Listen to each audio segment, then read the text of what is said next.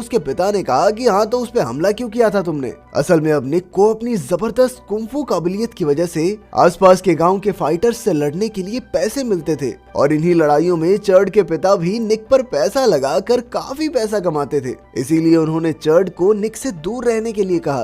पूरे गांव में निक को एक खतरनाक फाइटर के साथ साथ पैसे बनाने की मशीन भी कहा जाता। लेकिन ये सब उस दिन बदल गया जब निक की लड़ाई खारू नाम के एक फाइटर से हुई। उस लड़ाई के दौरान खारू ने निक को बड़ी आसानी से हरा दिया, जिस बीच वो बेहोश होकर नदी में गिर गया। लेकिन उसके मतलबी गांव वाले उसे बेहोशी की हालत में ही छोड़कर चले गए। पर थोड़ी देर बाद एक शराबी ने निक को खींचकर नदी से बाहर निकाला और जैसे ही उसे होश आया तो उसने सबसे पहले अपने मास्टर और साथियों के बारे में पूछा, जिस पर उस आदमी ने उसे समझाया कि दरअसल उसके हारने की वजह से उनके पैसे डूब गए, इसीलिए वो लोग उसे गुस्से में यहीं पर छोड़कर चले गए। ये सुनकर निक को बहुत ज्यादा बुरा लगा। इसके बाद उस आदमी ने निक